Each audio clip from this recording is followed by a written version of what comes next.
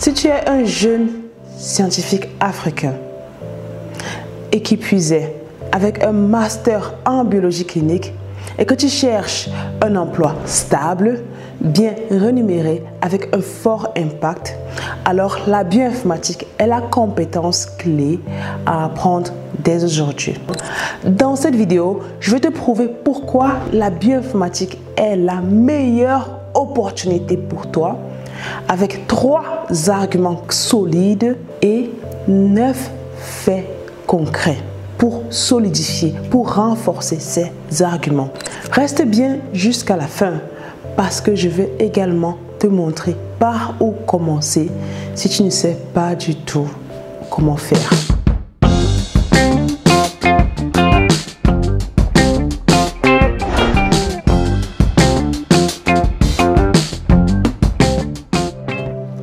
Bienvenue sur Dare to Dream for Africa. Je suis le docteur Luria Founou et sur cette chaîne, mon objectif est très simple, d'aider toi, chercheur ou chercheuse africain, à libérer ton plein potentiel, à bâtir une carrière académique impactante, financée et visible, le tout sans attendre la permission du système et même si tu n'as pas de réseau. Donc, sur cette chaîne, je te partage donc mes stratégies, mes erreurs, mes succès qui m'ont permis de m'élever jusqu'à la scène internationale partant de l'Afrique et sans aucune ressource et comment tu pourrais en faire de même. Si tu es nouveau sur la chaîne, pense bien à t'abonner et à cliquer sur la cloche de notification pour ne rien manquer.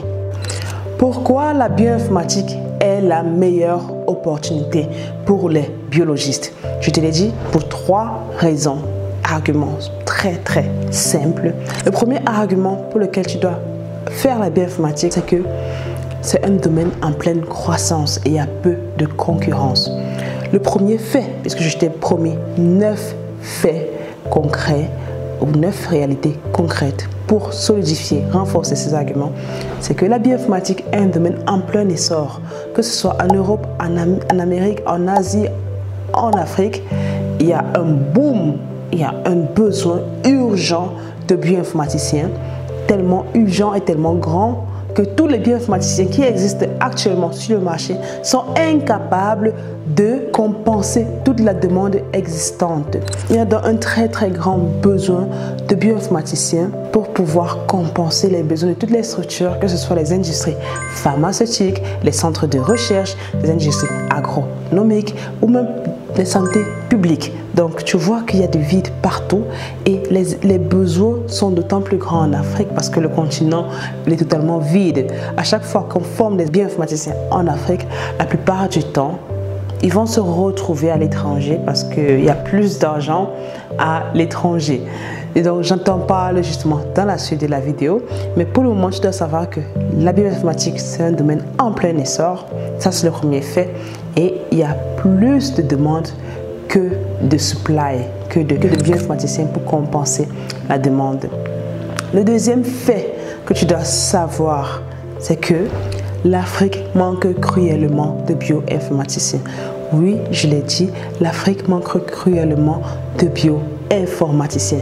Déjà avec le brain drain, tous les chercheurs qui sont formés s'en vont, mais également avec tout le vide de ce que l'Afrique doit découvrir sur le continent. On a des besoins de compréhension de la génétique humaine, c'est-à-dire que le génome humain africain n'est pas encore complètement répertorié ni cartographié et ce n'est pas des chercheurs d'autres pays qui vont venir le faire, ou si oui, ils vont le faire à moitié, mais pas de manière approfondie comme des chercheurs locaux. Il y a des besoins de cartographier les génomes des plantes, les génomes des animaux et de tout ce qui entoure le continent. Pourquoi? Parce qu'en cartographiant, en répertoriant les spécificités, les attributs de toute notre population et de notre diversité, on pourrait donc créer des éléments, des médicaments, des solutions pour favoriser ou éliminer ce qui pourrait nous nuire, favoriser ce dont on a besoin. Il y a des chercheurs qui travaillent sur des plantes qui sont tellement rares, mais tellement importantes parce qu'elles créent des médicaments, parce qu'elles créent beaucoup de dérivés, des médicaments, des produits cosmétiques et autres. Mais ils travaillent en laboratoire, ils vont synthétiser, ils vont faire de la bioinformatique pour identifier l'élément, pour accélérer la production de certaines plantes en laboratoire et permettre qu'on puisse avoir davantage cette plante, même si c'est une plante très rare. Ça, c'est un exemple de comment on exploite la bioinformatique pour, par exemple, dans le monde végétal. Donc, troisième fait pour lequel, toujours à l'intérieur de la demande croissance et peu de concurrence, c'est que la bioinformatique ou les bioinformaticiens sont très bien rémunérés. Que tu sois en Afrique, que tu sois en Europe ou n'importe où, le salaire des bioinformaticiens ne se compare pas au salaire des biologistes ordinaires. Si un biologiste ordinaire, dans le meilleur des mondes, dans mon pays au Cameroun, a, disons, n'importe quoi, 500 000, un bioinformaticien doit au moins avoir le double de ce montant-là. Pourquoi? Parce que les tâches qu'il permet de faire résolvent des problématiques plus complexes de 1, de 2, des problématiques qui ont un impact sur une très grande communauté, sur une très grande population. C'est-à-dire qu'il peut faire des analyses sur 10 000 isolats, sur 20 000 échantillons en un jour ou en 2 jours. Et ces analyses-là permettront de résoudre des problèmes de santé publique, de résoudre des problèmes d'investissement pour des outils de diagnostic et création de médicaments. Donc l'impact est tellement grand avec les analyses, une seule analyse qu'un bioinformaticien pourrait faire. Donc les salaires sont plus élevés, déjà comparément aux biologistes ordinaires. Maintenant, aussi, lorsque vous êtes en Afrique ou en Europe, les salaires se multiplient peut-être fois 5 parce que le salaire en Afrique, bien sûr, il est supérieur. Mais lorsqu'on va encore à l'étranger, le salaire de base est peut-être multiplié fois 5 ou pas 10 dans certains pays. Donc oui, c'est un salaire, c'est un métier qui paye super bien.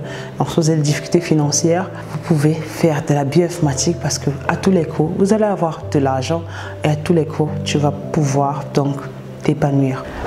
La deuxième raison pour laquelle la bioinformatique est la meilleure opportunité pour un biologiste, c'est tout simplement la flexibilité sans pareil. On peut faire du travail à distance et en manière indépendante partout dans le monde lorsqu'on est bioinformaticien ou bioinformaticienne. Donc, le quatrième fait pour supporter cet argument, c'est que le bioinformaticien ou bioinformaticienne travaille donc en ligne, tu l'auras bien compris. Il n'a que besoin de son ordinateur, un très bon ordinateur, oui bien sûr. Il faut que l'ordinateur soit un ordinateur de dernière génération comme celui-ci pour pouvoir faire ses analyses en toute tranquillité.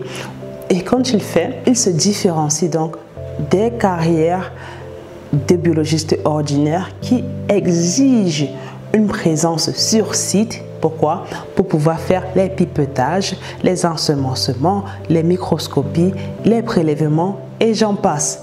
Parce que puisqu'il faut être sur site, tu fais des tâches une à la suite de l'autre, tu fais des tâches routinières et donc ce que tu fais est limité. Que ce soit dans le temps, que ce soit avec ton énergie. On ne pourra donc jamais te permettre de te déplacer comme tu le souhaites parce qu'on attend de toi que tu aies un rendu. Pourtant, le bioinformaticien, il peut marcher son ordinateur, même à l'aéroport, il lance ses analyses et il peut prendre son avion ou il dort. Et il revient le lendemain, les analyses sont finies, il a fini d'analyser, il a fini d'interpréter et tout, et il fait son rapport. Donc oui, tu peux travailler de partout dans le monde, tu peux être carrément dans ton salon et travailler pour quelqu'un dans une autre partie du monde. Il y a d'ailleurs des scientifiques qui sont en Côte d'Ivoire, au Sénégal, au Cameroun, qui analysent des données pour des chercheurs aux États-Unis, en Inde, au Pakistan et vice-versa. Et ils sont payés pas avec le salaire de leur pays, mais peut-être en euros ou en dollars. Donc, je ne sais pas pour toi, mais pour moi, c'est le rêve d'être chez moi au Cameroun et d'avoir un argent qui vient en euros ou en dollars dans mon compte bancaire parce que la conversion fait que cet argent soit un peu plus significatif que l'argent que je reçois en francs. Donc, si tu comprends cela, que tu peux rester chez toi, dans ton pays, avoir tout ce dont tu as besoin, mais juste travailler sur un ordinateur. Pour moi, c'est le rêve. Pour moi, c'est un métier de rêve. Et le cinquième fait, donc toujours pour soutenir le fait de la flexibilité et de l'indépendance, c'est que tu peux carrément créer une compagnie de freelance ou alors un business de bioinformatique où tu ne fais que soit former des gens, soit analyser les données des chercheurs ou des groupes de recherche ou même du gouvernement. D'ailleurs, si tu souhaiterais apprendre la bioinformatique et tu ne sais pas comment commencer, ou alors tu es dans un centre de recherche où vous avez tous besoin d'une capacitation en bioinformatique, n'hésite pas à nous contacter Detour Africa pour pouvoir bénéficier de nos formations, de nos accompagnements sur mesure pour les institutions de recherche, pour les groupes de recherche et pour les chercheurs qui veulent accélérer leur progression, devenir les leaders scientifiques dont l'Afrique a besoin et acquérir cette compétence qu'est la bioinformatique. Je te laisse le lien dans la description pour que tu saches où nous contacter et nous faire part de tes besoins. Et donc oui, un chercheur indépendant peut créer sa société, sa compagnie, soit pour consulter en termes de freelance, juste consulter et faire des analyses on demand, comme on le dit, ou alors créer carrément toute une structure pour analyser et recruter d'autres chercheurs, d'autres bioinformaticiens pour continuer à analyser. Et même pour créer ce qu'on appelle des pipelines, créer des solutions, des packages qui permettront aux chercheurs de faire ces analyses-là à leur temps perdu ou à leur convenance.